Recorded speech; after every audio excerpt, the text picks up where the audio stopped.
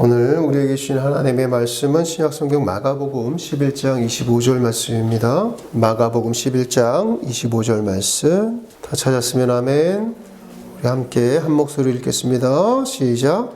서서 기도할 때 아무에게나 혐의가 있거든 용서하라. 그리하여야 하늘에 계신 너희 아버지께서도 너희 허물을 사하여 주시리라 하시니라. 아멘. 할렐루야. 예수 이름의 평강이 여러분과 함께 하시길 축원합니다. 지난주에 우리는 주기도문에 나오는 이 용서라고 하는 단어 아피에미를 가지고 하나님의 용서의 크기에 대해서 함께 은혜를 나눴습니다.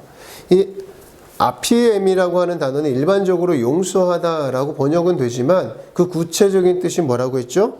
탕감받다, 탕감하다. 이 탕감이라는 단어라고도 제가 말씀을 드렸습니다. 그래서 예수님께서는 하나님의 이 용서의 크기에 대해서 1만 달란트 빚진 자를 탕감해 준 이 주인의 비유를 들어서 이 용서가 뭐냐, 하나님의 용서가 얼마나 큰 것이냐를 우리에게 비유적으로 설명을 해 주셨단 말이에요. 그래서 하나님의 이 아피엠이 탕감, 구원이라고 하는 것, 용서라고 하는 것은 가늠할 길이 없는 큰 탕감이고 용서라는 것을 우리에게 이야기해 주셨습니다. 오늘은 그렇다고 한다면 그러한 하나님의 탕감을 받은 우리, 저와 여러분의 용서라는 것은 얼마나 한가, 크기가, 그것에 대해서 한번 말씀을 나눠보려고 합니다. 그래서 다시 우리가 지난주 비유의 말씀을 찾아가서 읽어봐야 될 것 같아요. 마태복음 18장 23절부터 35절까지 마태복음 18장 23절 찾았으면 아멘. 우리 저와 함께 한 절씩 교독으로 있습니다. 그러므로 천국은 그 종들과 결산하려 하던 어떤 임금과 같으니 결산할 때에 1만 달란트 빚진 자 하나를 데려오매 갚을 것이 없는지라 주인이 명하여 그 몸과 아내와 자식들과 모든 소유를 다 팔아 갚게 하라 하니 그 종이 엎드려 절하며 이르되 내게 참소서 다 갚으리이다 하거든. 그 종의 주인이 불쌍히 여겨 놓아 보내며 그 빚을 탕감하여 주었더니 그 종이 나가서 자기에게 100데나리온 빚진 동료 한 사람을 만나 들어 목을 잡고 이르되 빚을 갚으라 하매 그 동료가 엎드려 간구하여 이르되 나에게 참아 주소서 갚으리이다 하되 허락하지 아니하고 이에 가서 그가 빚을 갚도록 옥에 가두거든. 그 동료들이 그것을 보고 몹시 딱하게 여겨 주인에게 가서 그 일을 다 알리니 이에 주인이 그를 불러다가 말하되 악한 종아 내가 빌기에 내가 내 빚을 전부 탕감하여 주었거든. 함께 있습니다. 내가 너를 불쌍히 여김과 같이 너도 내 동료를 불쌍히 여김이 마땅하지 아니하냐 하고. 아멘. 이 비유의 말씀에 등장인물이 꽤 되죠. 첫 번째 누가 등장합니까? 임금, 즉 10,000달란트, 1만 달란트를 종에게 빌려준 주인이 등장하고, 그리고 1만 달란트 빚진 자가 등장하고, 또 누가 등장하죠?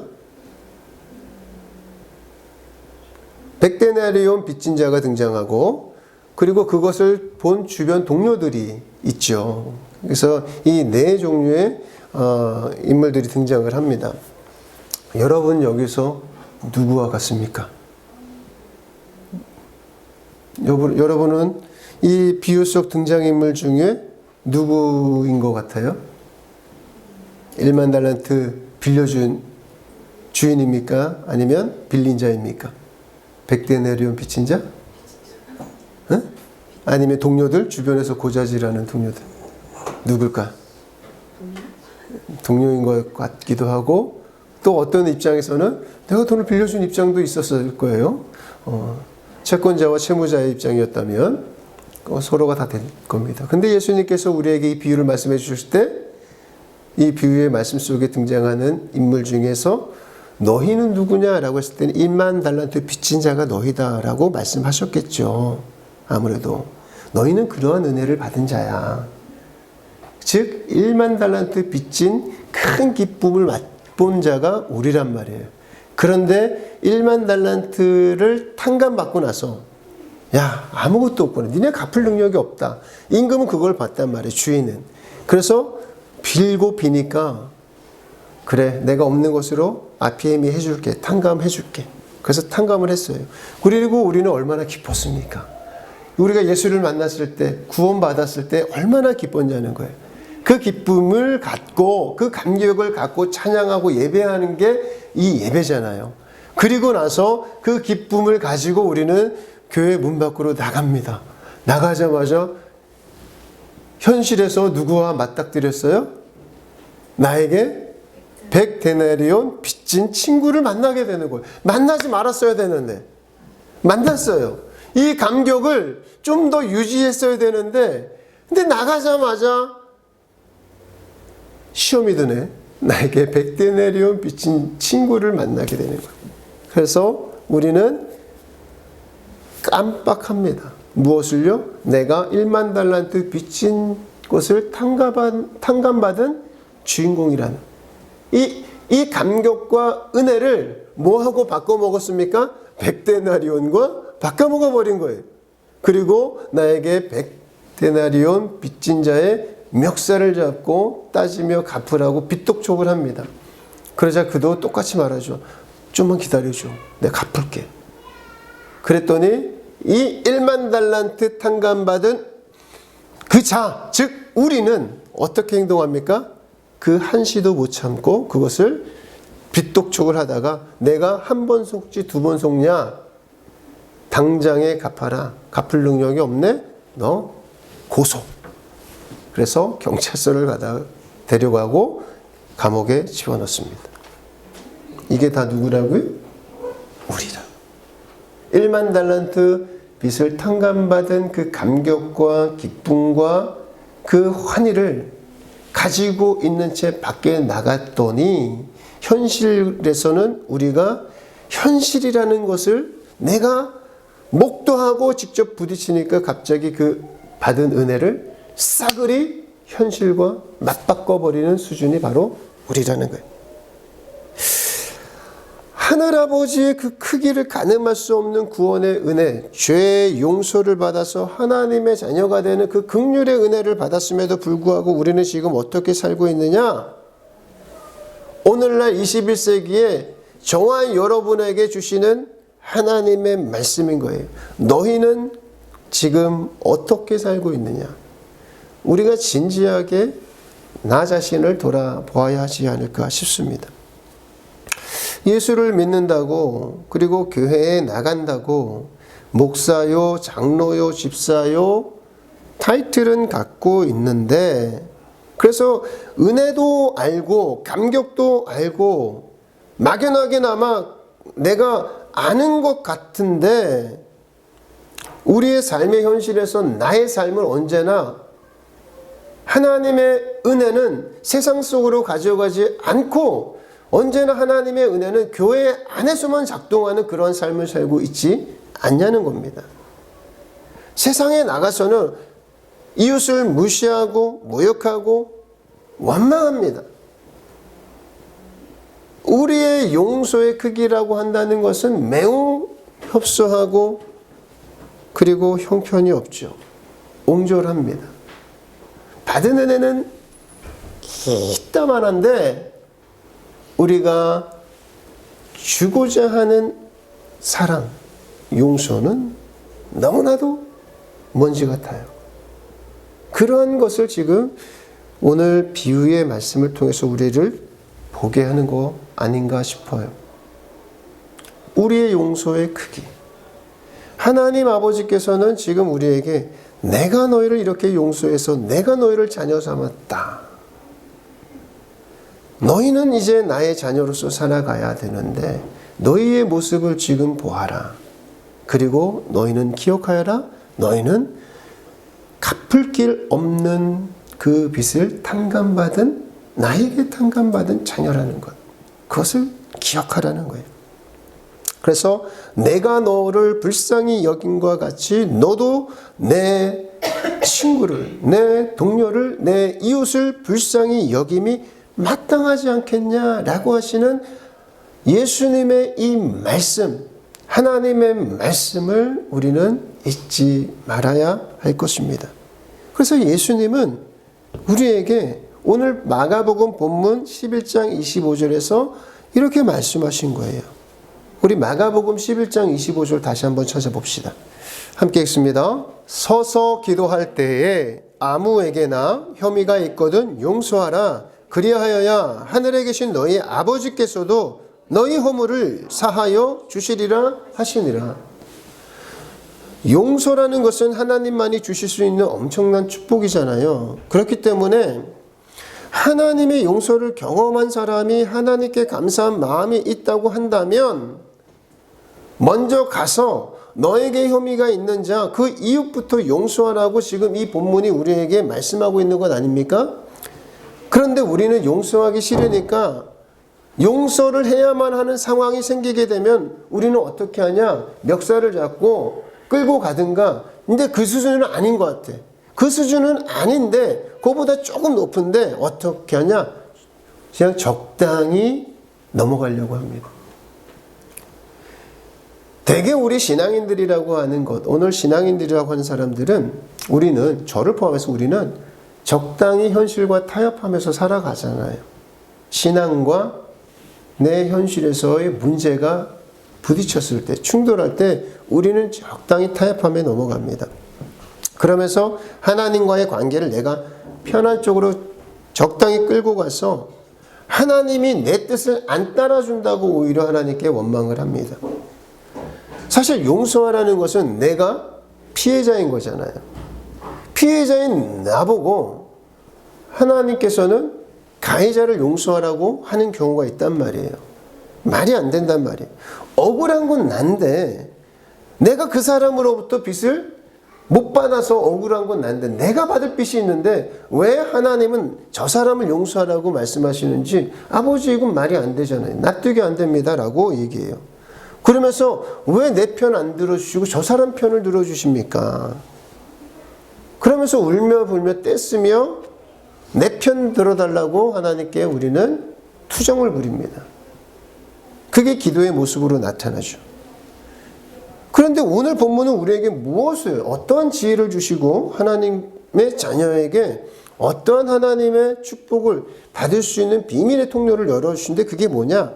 내가 남을 용서한다는 것은 하나님이 나를 용서하셨다는 것을 아주 깊이 경험하는 유일한 길이 된다는 것을 우리에게 알려주시는 거예요. 동시에 이웃을 용서하지 않으면 하나님의 은혜를 받을 길이 막혀버린다는 것을 우리에게도 알려주십니다.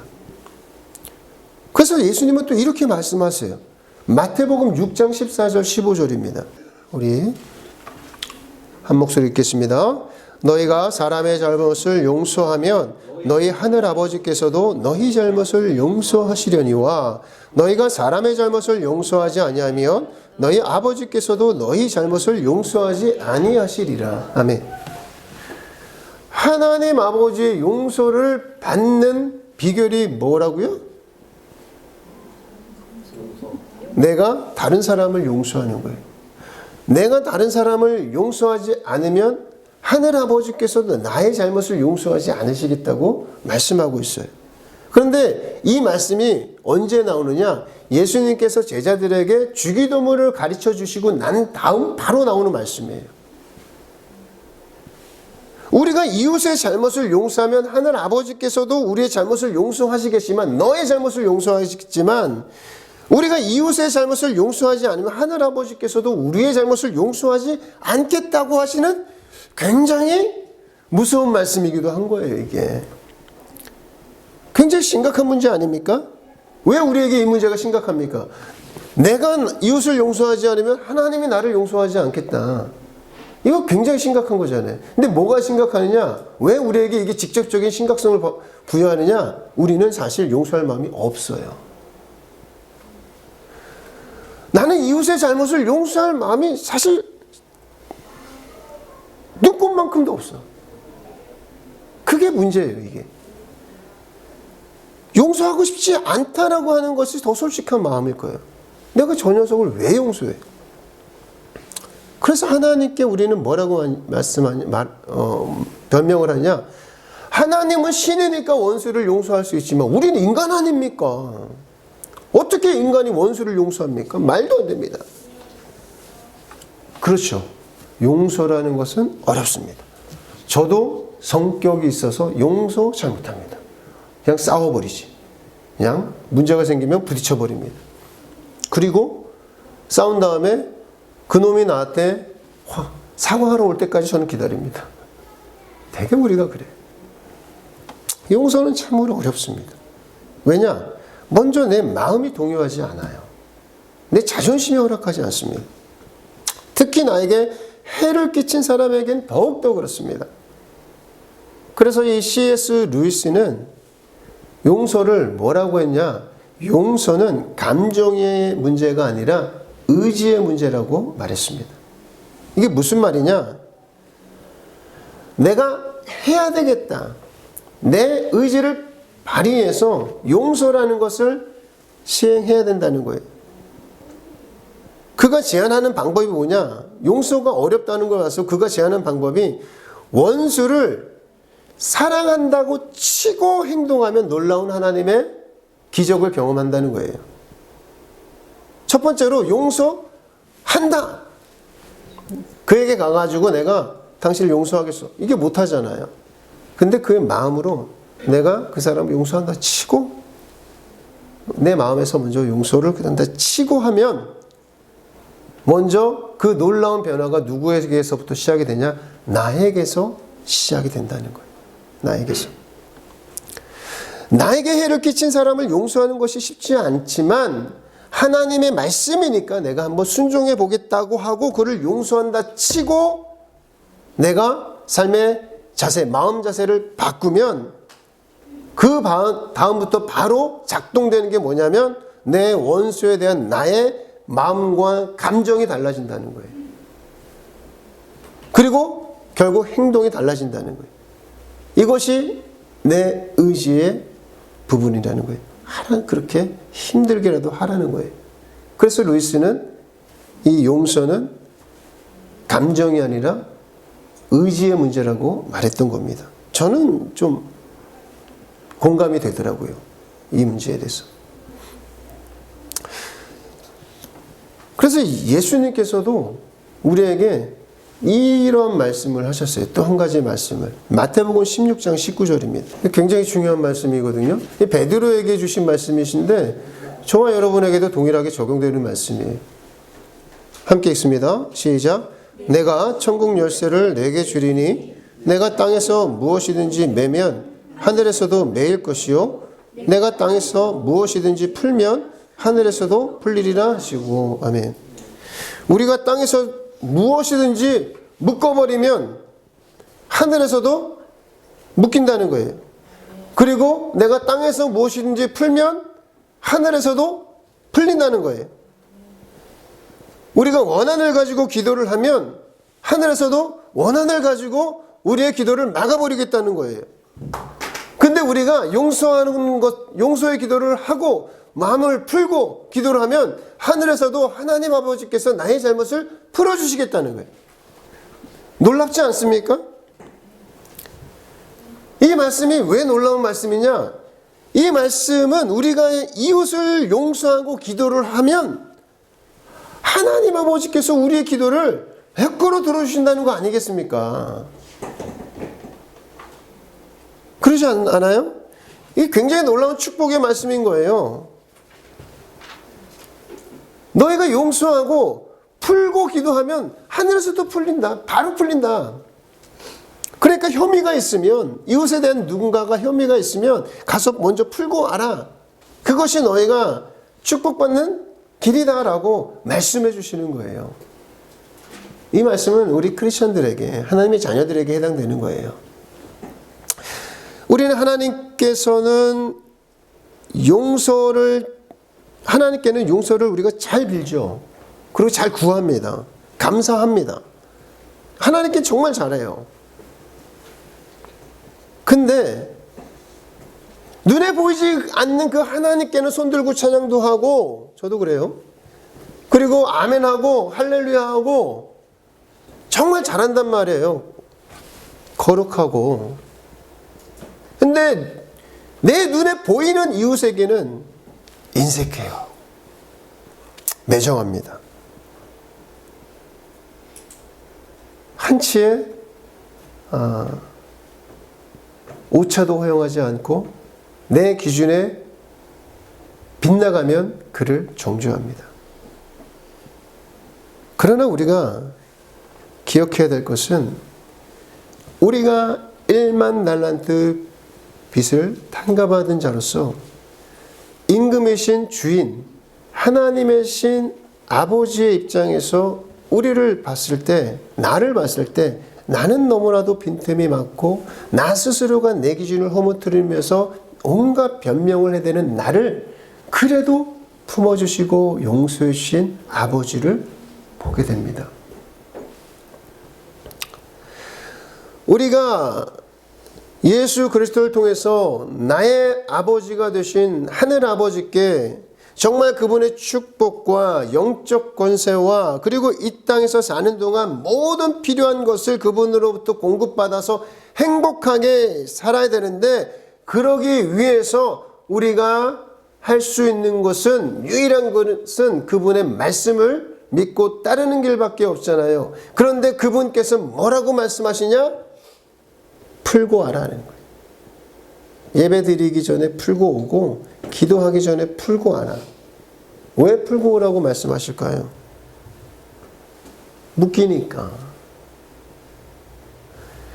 이러한 하나님의 말씀을, 이웃에 대한 용서의 모범을 보여주신 분이 누굽니까? 예수님이고 그리고 스데반 집사님 아닙니까?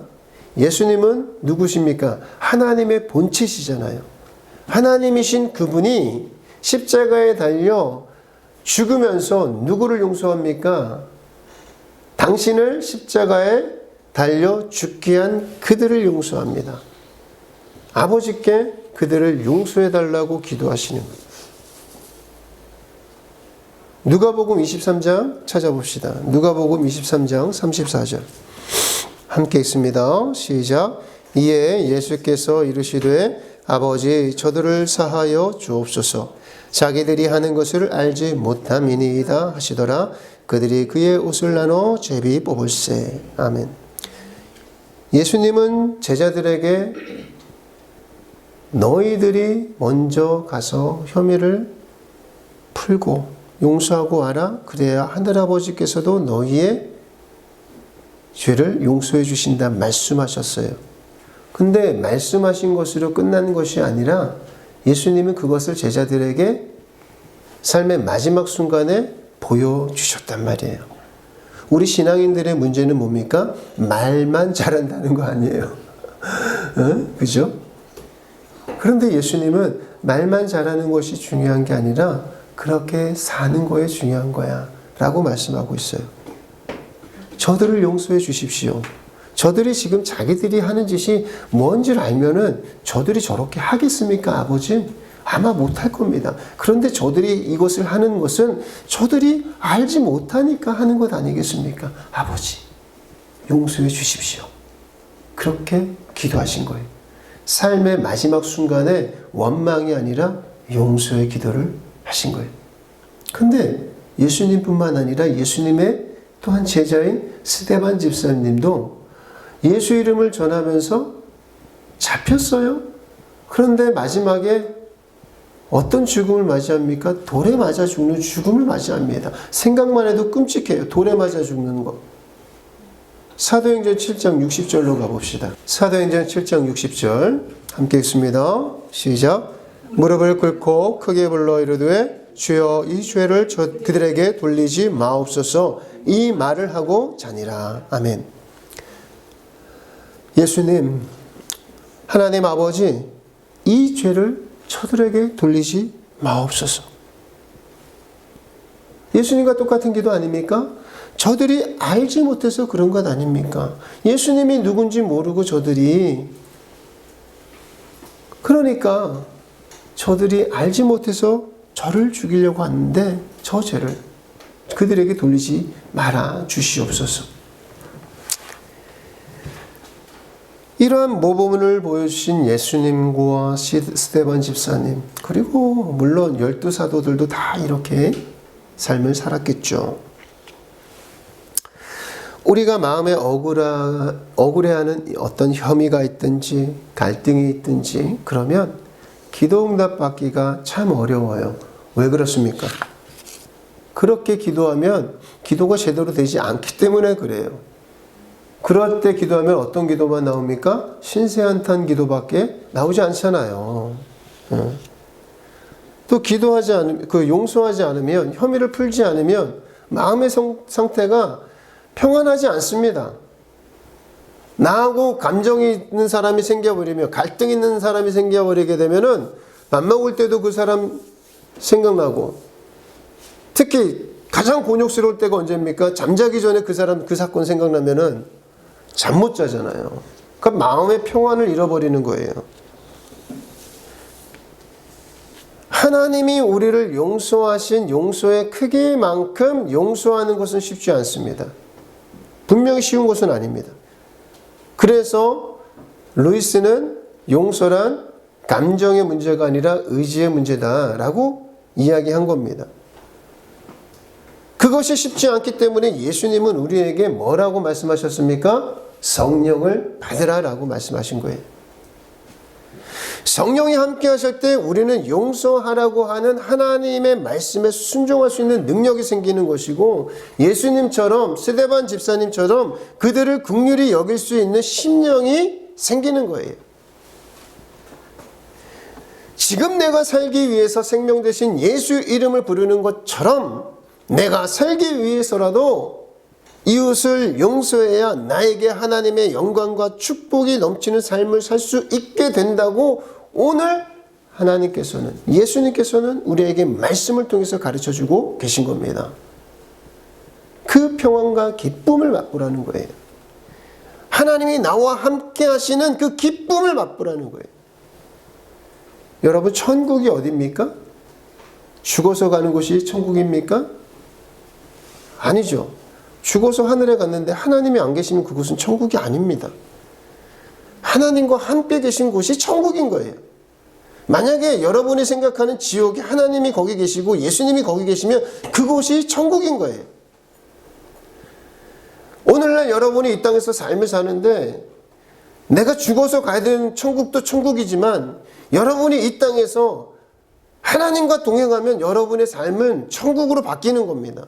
여러분의 삶 속에 예수님이 함께 계시면 오늘을 천국으로 사는 것이고, 여러분이 사는 삶의 현장에서 예수님이 없으면 여러분은 그곳에서 고통하고 괴로워하고 지옥을 맛보게 되는 거예요. 예수님은 그것을 미연에 우리에게 방지해 주고자 혐의를 풀라는 거예요. 지옥에서 벗어나라는 거예요. 괴로워하지 말라는 거예요. 나와 함께하는 그 평안을 너희가 맛보아 알라는 겁니다. 바라기는 우리 예수롭교회 성도들이 오늘 예수님께서 우리에게 가르쳐 주신 그 평안의 길로 가는 그 길, 그 방법, 서서 기도할 때 너희가 먼저 혐의가 있거든, 어떤 갈등의 문제가 있고 너를 억울하게 하는 싸움이 있거든, 그 사람에게 가서 먼저 풀고 와서 기도해라. 그리고 너희가 먼저 풀고 기도해야지 나도 위에서 풀어주겠다 말씀하신 이 기도, 이 말씀을 좀 놓치지 마시고요. 그렇게 해보는 거예요. 해봄으로써 내 삶에 어떤 변화가 있는지, 우리 삶에 어떤 기쁨이 넘치는지, 그리고 하나님이 나와 어떤 나를 통해서 내 안에서 어떻게 역사하시는지를 경험해 보면서 하나님이 주시는 평안과 기쁨의 삶을 누리시는 저와 여러분이 되시길 예수 이름으로 축원합니다. 기도하겠습니다.